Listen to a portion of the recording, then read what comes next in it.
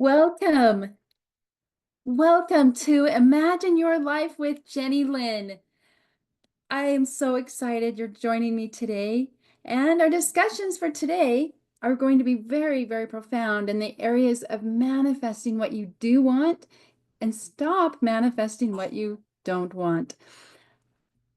The name of today's episode is You Get What You Picture. You ever thought of that? You get what you picture.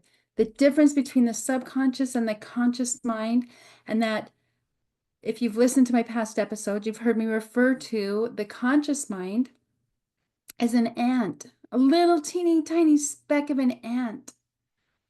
That's your conscious mind compared to a full-grown elephant. That's huge. That's massive. Scientists have said most recently, one cell in the subconscious mind equals 1 million cells in the subconscious. One in the conscious mind, 1 million in the subconscious. That's massive. So how do we take control of that elephant brain, our subconscious, and get it working for us? Well, that is the topic of discussion today. Everything that I've talked about on my other episodes all leads up to today because we get what we picture. I am going to be referencing a couple of books today. One is Psycho Cybernetics. You haven't read that, that's an amazing book. And then the second book is called Mind. I'll be showing it later, but it's Mind Magic, The Neuroscience of Manifestation and How It Changes Everything by James R. Doty.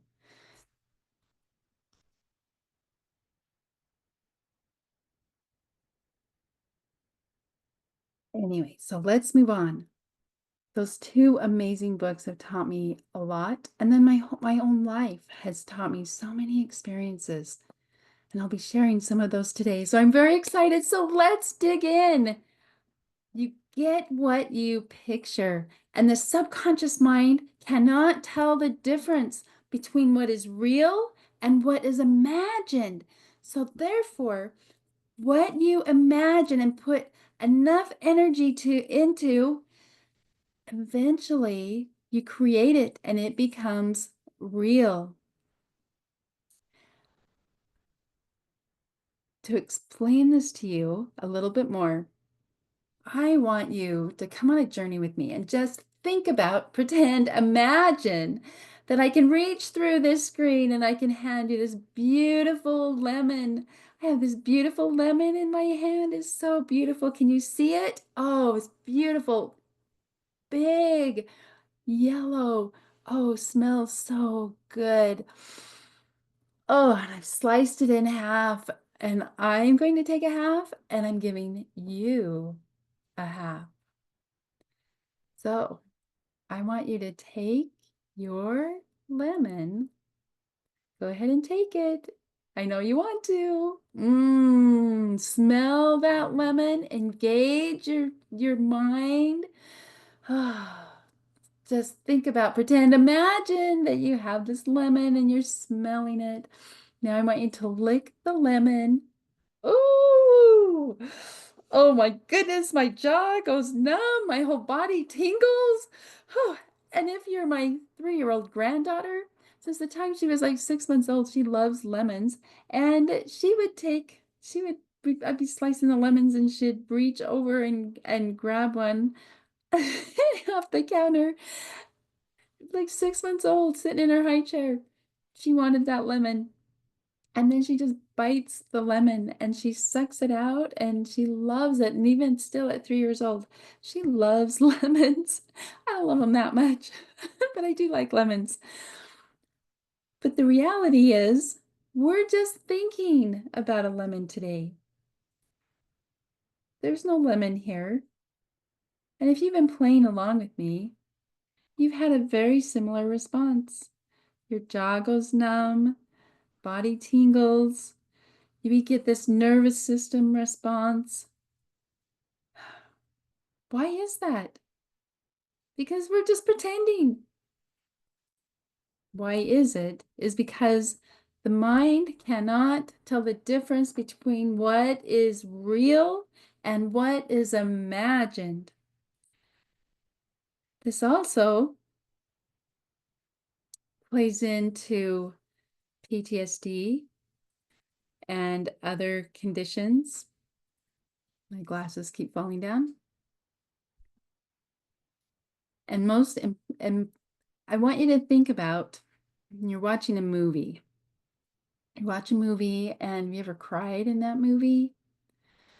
Well, the response of you crying, your mind is so engaged with the movie and the story that it's as if it's happening right now. And then it connects to how you can relate to that story. And then we have this emotional response and we cry.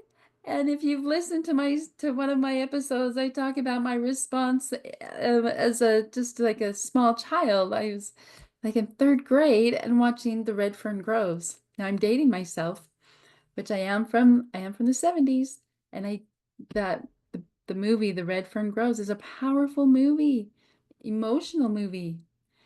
And when those puppies died, I was a basket case. Well, it wasn't real. Those puppies got fed treats and dogs, and they went home happy, happy, happy, making lots of money from the movie. So, of course, it wasn't real. But our mind can't tell the difference between, our subconscious doesn't tell the difference between what is real and what is imagined. So we get to use this principle to help us manifest in our life what we do want versus what we don't want. You know, we can tell ourselves a story, and I have examples, tons of examples on the negative. I don't want to touch the negative. I'm going to use an example on the positive side of how this has worked in my life. Very simply, like there was a time that I love horses. I've always loved horses and I grew up with horses. And I really wanted a horse. I thought, how am I going to get a horse? Well, then my father-in-law, we were driving past his pasture. He had like 40 acres and he had cows. And I thought, well, of course he can have a horse in that field. So every day as I would come home from work, I would think about pretend imagine as I looked in that field that I would see a horse in that field. Well, it wasn't long, maybe only 3 or 4 months is all. And my father-in-law moved. Anyway, his needed the home from one of his horses up at the ranch. So he brought the horse down and gave the horse to me. There you go. That was the beginning of my herd. And then I've had lots of horses since then, and now I have um 3 horses. I just acquired a fourth horse, which is beautiful. And how did that happen? Because I wanted another horse, and I wrote down exactly what I wanted in that horse. I needed a mature horse. I needed it to be a mare. I needed her to be calm and have a calming influence on the rest of my little herd. I needed her to be very well trained, and I needed her to be at a price point that I could afford. Well, I wrote all those things down probably about 6 months ago. And long story short, so I've been very blessed with multiple sclerosis, with MS. And you think MS and horses, how does that go together? Well, equine therapy is a very big thing in MS and neurological conditions. And it's part of my horses. That's the reason that I'm walking, that I'm talking, that I've regained so much of my neurological function. And I lost my best horse, so I wanted a new horse. So I made a list of everything that I wanted, and then I thought about it, and I actually just took that list and just put it on the mirror. And I did tell a friend, teenagers have lots of time. And she's like 15 years old and she really wanted a horse. And I said, if I'm gonna get a horse, these are the requirements. This is what I have to have in a horse.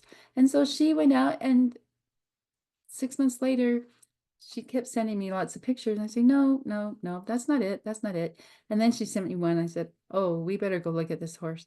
Went and looked at this horse, and I'm standing next to the horse, and the horse comes up and just puts its head on my shoulder. And I knew that was my horse. Okay, she chose me, I chose her, and it was a price point I could afford, which was close to nothing. So it was great. Actually, I paid $3,000 in case you're wondering, for this like $15,000 horse. She's beautiful and amazing. Why do I share that with you? Because I pictured it in my mind and I wrote it out. I imagined the horse that I wanted for me. I imagined myself on the back of that horse riding, and I have been on that horse riding now. And now that horse is in my field, and she is a beautiful, calming influence, not only on me, but on everybody around her and my horses. So that's one little story of how that works, how that helps. Now with psychocybernetics,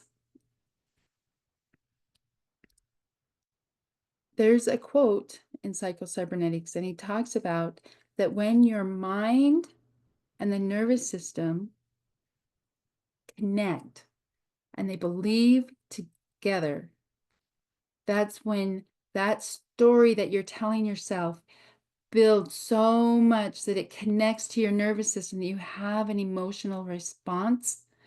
That is when transformation occurs. That is when miracles happen. That's when my horse showed up. All of this was in place and moving. But why? Because you connect your story to the body.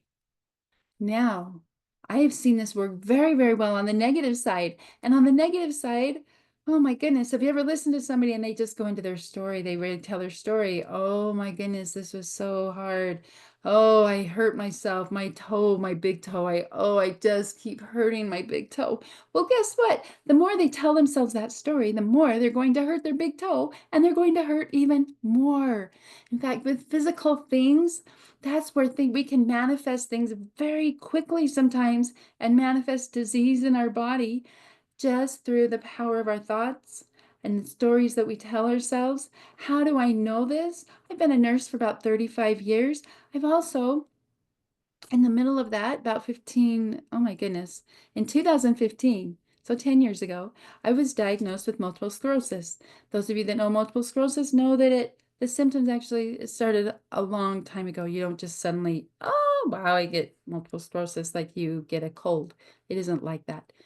So it was happening in my body, but I was I was an athlete, I was a nurse, I was very good at denial, and I could just keep myself moving and growing. And, that wasn't me, that person in that bed. That wasn't me. That wasn't going to happen to me. Of course not. So when I was diagnosed with MS, it took over my whole body and my nervous system. So within, what drove me to the doctor was I fell down the stairs, lost my balance, fell down the stairs. Fortunately, it was only 3 or 4 stairs, and I didn't hurt myself, except I sprained my ankle. Well, that drove me to going to the doctor, and within probably the next week, I fell like 20 times, and I just was so imbalanced. I couldn't do anything. Thought, what in the heck is going on with me? And so I got myself into a doctor, and we did an MRI, and that's when they discovered MS, and not just MS. They discovered that I had 7 masses of lesions in my brain. Almost every area of my neurological body of my body was affected by some symptom from the MS in the brain. I'm not going to go into MS. What I am going to talk to you about is how I have brought myself from being wheelchair bound. I've played the piano since I was 5, and suddenly I sat down at my piano and I could not make my fingers connect to my brain. I could play by muscle memory with my fingers a little bit, but it was just very hard. And I can tell you that that made me really angry. I had an emotional response. I got angry. So I pulled out all of my kids' beginning piano books because I was also kind of teaching them piano, and piano was a big part of my life. And I re-taught myself piano. That is making new neural connections. That is creating a new pathway. And music was a huge part of my therapy. I also, as part of music therapy, I listened to the hardest rock bands that I could find. I was a classical music girl, so this was a big change for me to go to Def Leppard and gosh, some of these really hard music. So what I needed, my brain needed that 4/4 beat. So I would listen to really hard rock music out of one ear. I'd plug one ear, listen out of the other with my earbuds. And we started to wake up my brain to make new neurological connections. And then I would be on my horse. And every time that and I had to have help because I could no longer get on the horse by myself. They almost had to, I had to have a lot of help to get on that horse. And but once I was on the seat and the saddle of my horse, and my horse would just walk, that repatterned my own nervous system because the nervous system of a horse, the structure, the nervous system, and the structure, the physical structure of our bodies matches the hip structure, the shoulder structures of that horse. They just walk on all fours. We walk on two legs. And by spending time on my horse, it repatterned my nervous system. So all of those things in the beginning of my journey, along with hypnotherapy, figuring out why was I telling myself this story about MS? Why did I create this story? Why did I want to be, because I didn't want to have MS. MS is not fun, but it's brought many opportunities for me to overcome. And the story that I had to start telling myself about MS was MS to me means I have many opportunities every single day, every moment that I'm breathing, every moment that I'm walking, that I'm talking, to manifest success. So I started 10 years ago my journey in a wheelchair, in bed, crawling to my piano, playing the piano, waking up my nervous system, gathering a team around me, my hypnotherapist, a lot of work delving into my brain to figure out why did I have a death wish. And I can promise you, I had a death wish. And that's what MS is. And where did that come from? That came from an experience when I was 20 years old. I'm now 54. So that's like 30 years ago, whatever. With one of my children had this near-death experience where I got to see a piece of heaven. It was amazing. Who wouldn't want to be in heaven? People are dying to get to heaven every day. That's what we do. Well, I would tell you that that's what I did.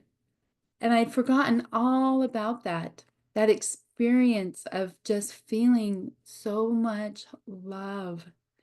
Death is not something to be afraid of, which is also why later in life, I became a hospice nurse, and a very good hospice nurse, because I had no fear of death. I didn't realize all that, and I had forgotten totally and completely about my little experience in the hospital. And anyway, this is my first baby, 20 years old, very stressful. Spent about 10 days septic with strep and staph from an emergency C-section. Well, all of that laid a foundation for my life. And then I wanted to, so here I am now, 30 years later, and I get diagnosed with MS, and I start looking at Why? Where did this come from? Where did it come from? Where did it start? Oh my goodness. I still had one foot that I really wanted to be in heaven. And it was no accident that I have 6 children. It's no accident that the month that my daughter turned 12 was the month that I was diagnosed with MS. So what does that mean? I mean, she doesn't need me anymore. My kids are grown, they're taking care of themselves. I can check out of life. And that's what I was doing. And that's the story that I was telling myself. Well, I had to change my story. I had to start looking at, oh my gosh, I do not want to die in a nursing home.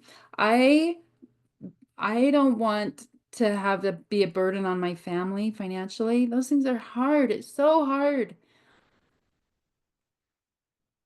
And so I started telling myself a new story. And the new story was, hey, miracles. I expect miracles. Miracles can happen. There's a reason for this. I want to learn to live. I want to live. I want to live to be a grandma. I want to live to see my kids get married and graduate. And I wanted to have all these experiences. I wasn't done living. And I had to start telling myself a new story. And that new story included lots of therapy, lots of hope, lots of books.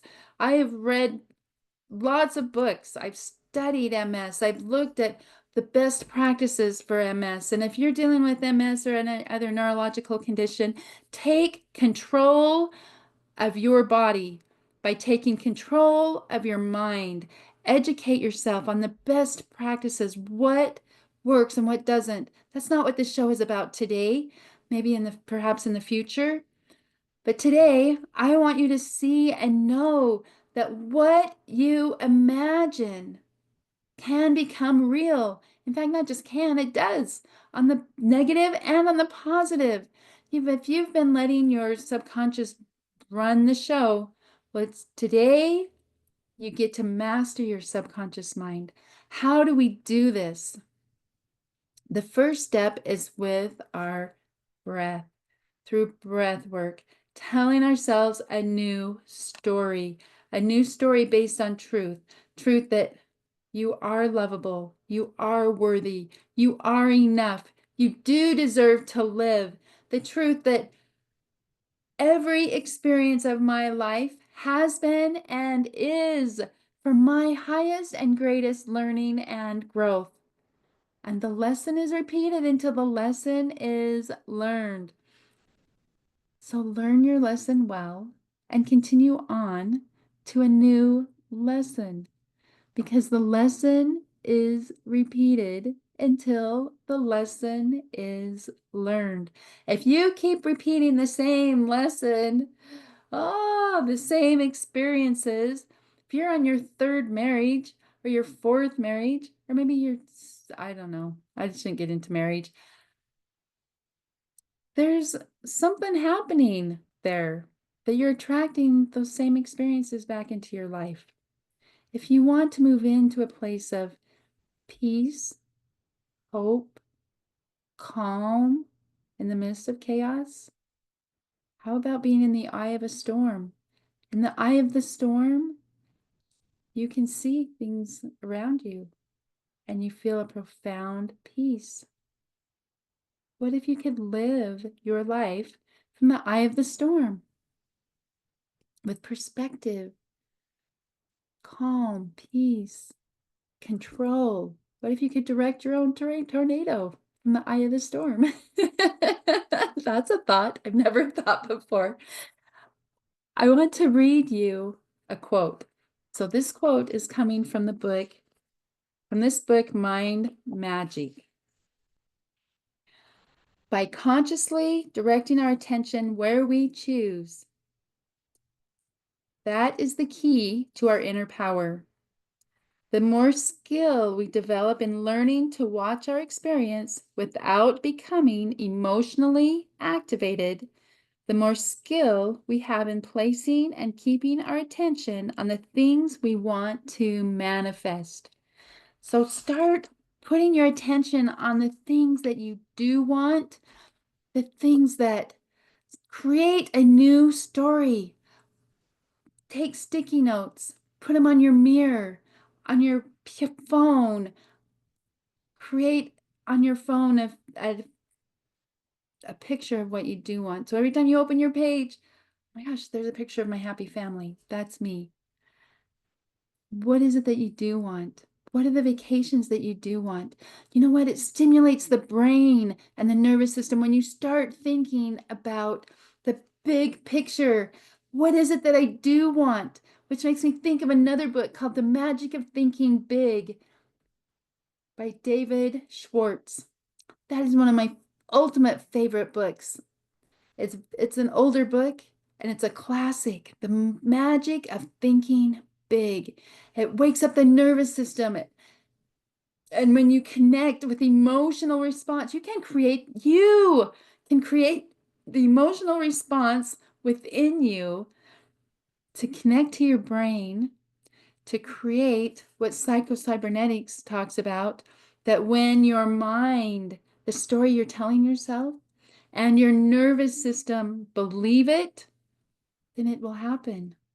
You know, this is this like I said this is the same on the negative side. So be careful about the story that you're telling yourself. If you're dealing with some hard things, like with cancer, with all there's some really hard things. The only thing in that you can control really is your mind, the story that you're telling yourself about that experience. Look for the positives. Pull out, what is it that I am supposed to learn from this? You know, since I restructured my experience with MS, because people would come up to me and say, they'd hear that I had MS, and they're used to me being this energetic bunny and running everywhere, being very active, and suddenly have MS and I'm bedbound, I'm in a wheelchair, and they'd come up and say, "Oh, Jenny Lynn, I'm so sorry. So sorry you have MS." And I just would feel this pity from them. And I had to stop that because I couldn't buy into that for myself. And so that's why I created my own belief system around MS. And MS to me just means that I have multiple opportunities every day to manifest success and that I am a success every single day. And anybody comes up to me, in fact, they don't anymore, and says, "Oh, I can't believe you have MS. I'm so sorry." And I say, "Oh, don't be sorry. I am so grateful that I have MS." And in fact, I introduce myself. "I am Jenny Lynn McKinnon. Hi, nice to meet you. And I just need you to know that I have been very blessed with MS."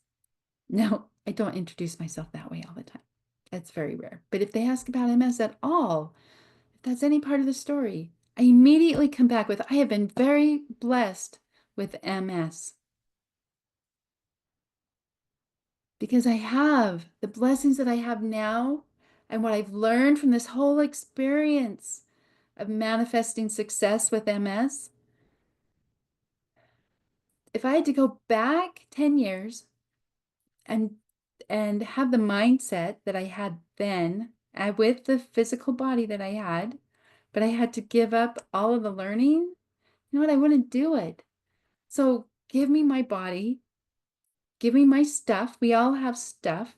We all have something. Take it, take ownership of it. Find the positive, reframe your story, and then start telling you a new story. And don't allow people around you to pull you into the old story of victimhood.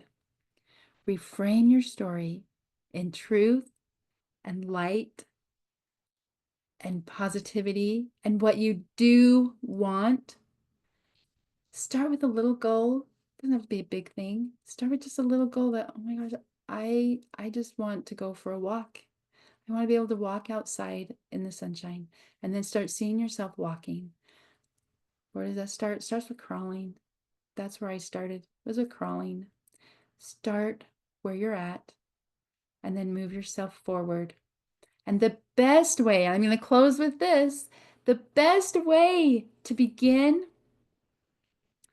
every night as you go to bed, I want you to repeat in your mind 10 times, one for each finger, as your fingers touch your pillow and you prepare for sleep. Oh, every day in every way, I get better and better. Repeated 10 times, one for each finger as your fingers touch the pillow and you prepare for sleep. Every day in every way, I get better and better. Because you see, what we think about, the last thing we think about is what our brain thinks about all night long, and it puts it into a file. And if you're thinking about the really bad day that you just had, well, guess what? You go to bed thinking about that really bad day, and now while you sleep, all that information gets put into a file called How to Have a Bad Day. And you compound that over time, days, weeks, months, years, and it's a crappy life. But just by saying, every day in every way, I get better and better, you take that very same bad day, nothing changed, and now you go to sleep and you've given your brain a problem to solve. And that's what our brains were created for. That's what they love to do. Give it a problem to solve. And now as you sleep, your brain goes to work for you instead of against you. And now all of that information gets filed into a file called How to Have a Better Day. How can I be better tomorrow than I am today? Just 0.01%. That's all it takes every day. And let your brain start working for you instead of against you. If you will do that one exercise as you go to sleep, your life is going to be very different because you compound that over time, days, months, years, and you are going to wake up and have an incredible, amazing life. So welcome to the first day of the rest of your life. Thank you for joining me today. Now I'm going to go ahead and pause the recording and open it up for discussion. And I'm so grateful to have all of you on today. And have a beautiful, beautiful day, because it is the first day of the rest of your life.